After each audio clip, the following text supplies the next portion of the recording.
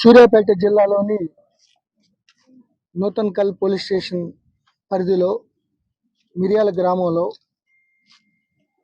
గ్రామానికి ఎప్పటి నుంచి ఒక పెద్దగా ఉన్న మెంచు చక్రయ్య గౌడ్ని 17వ తారీఖు సాయంత్రం అత్యంత పాశవికంగా సొంత బంధువులు కుటుంబ సభ్యులైన వారు విచక్షణ రహితంగా దాడి చేసి పాశవికంగా హత్య చేయడం జరిగింది. ఇప్పుడు వరకు 19 మంది మీద వాళ్ళు కేసు పెట్టడం జరిగింది.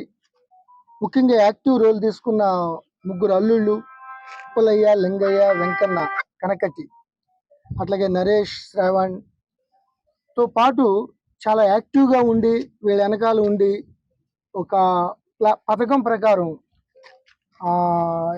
ఎంతో పేరు ప్రఖ్యాతులున్న ఈ చక్రయ్య గౌడ్ గారిని చంపడం పోలీస్ శాఖ చాలా సీరియస్గా తీసుకోవడం జరిగింది. ఇటు గవర్నమెంట్ కానీ ఇటు డీజీ గారు కానీ హైదరాబాద్ లెవెల్లో ఉన్న పోలీస్ ఉన్నతాధికారులందరూ కూడా చాలా సీరియస్గా తీసుకుని ఈ యొక్క ఘటనకి ప్రత్యక్షంగా కానీ పరోక్షంగా కానీ ఎవరైతే దూరం నుంచి ఎవరైతే ప్లాన్ చేశారో వాళ్ళందరి మీద చాలా కఠినంగా మేము చర్యలు తీసుకుంటాం.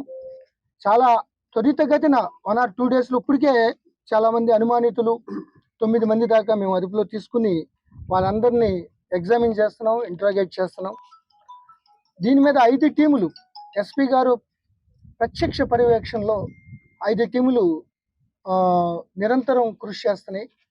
ఇమీడియట్గా వాళ్ళని పట్టుకోవడం ఒకటి, ఏ విధంగా వాళ్ళు ప్లాన్ చేశారు, ఏ విధంగా కుట్ర చేశారు, ఏ విధంగా చక్రయ్య గౌడ్ గారిని హతమార్చాలని ఎప్పటి నుంచి ప్లాన్ స్టార్ట్ అయింది, సో ఎట్లా అమలు చేశారనే దాని మీద పూర్తిగా ఇన్వెస్టిగేషన్ చేసి అత్యంత త్వరితగతిన షార్ట్ షీట్ వేయడంతో పాటు వీళ్ళకి శిక్ష పడేలా ప్రాసిక్యూషన్ తరఫున మేము అన్ని చర్యలు తీసుకుంటున్నాం. అదేవిధంగా ఈ యొక్క హత్యకు దారి తీసిన అంటే అంతకుముందు ఉన్న కొంతమంది చాలా కార్యకలాపాలు కూడా మా దృష్టికి వచ్చింది. ఎస్పీ గారి దృష్టికి, ఐజీగా నా దృష్టికి చాలామంది ఈ పొలాల అమ్మటాలు కొనటాల్లో జరుగుతున్న దాష్టిగాలు దందాలు మా దృష్టికి తీసుకొచ్చారు. ఎక్కడా లేని విధంగా తెలంగాణలో ఎక్కడా లేని విధంగా ఇప్పుడున్న ఈ యొక్క కంప్లైంట్లు వినడం జరిగింది. సో అవన్నీ కూడా 1 by 1 ఎంక్వైరీ చేసి అందరికీ న్యాయం జరిగేటట్లు అవసరమైతే కలెక్టర్ గారితో మాట్లాడి చట్టపరంగా న్యాయపరంగా ఎవరెవరికి ఏ విధంగా న్యాయం జరగాలో అన్నీ కూడా చేయడానికి పోలీస్ శాఖ కృషి చేస్తుంది.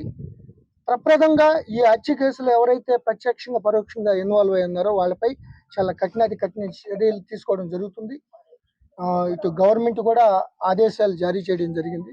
సో ఆ నేపథ్యంలో నేను ఇక్కడ పర్సనల్గా ఐజీ స్థాయిలో ఈ గ్రామాన్ని సందర్శించి ఆ కుటుంబ సభ్యుల నుంచి అన్ని వివరాలు సేకరించడం జరిగింది. ఇవన్నీ కూడా ఇన్వెస్టిగేషన్లో పొందుపరిచి మేము కఠిన చర్యలు తీసుకుంటా జరుగుతుంది. అదేవిధంగా కొంతమంది పోలీస్ ఆఫీసర్లు అంటే ఈ హత్య సంబంధించిన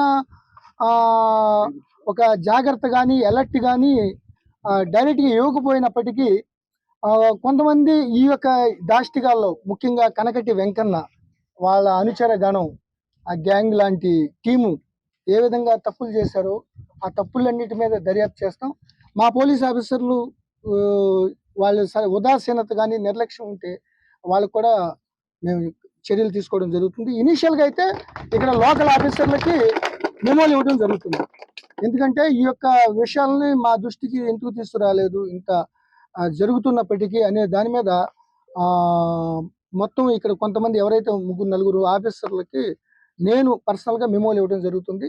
తదుపరి ఏమన్నా వాళ్ళు నిర్లక్ష్యం కానీ ఉదాసీనత ఉంటే వాళ్ళపై కూడా చర్యలు తీసుకోవడం జరుగుతుంది.